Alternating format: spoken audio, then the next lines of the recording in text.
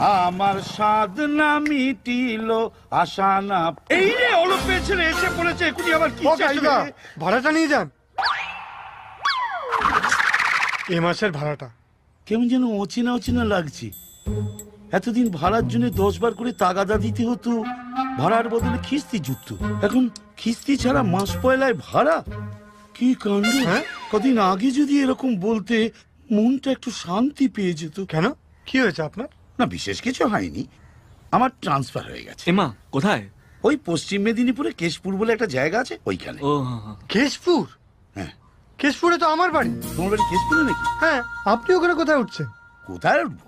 ওই ব্যাংকের কোয়ার্টারে, ওখানেই কোনো মতে কষ্টে। না না না, আপনি ব্যাংকের কোয়ার্টারে কেন উঠবেন?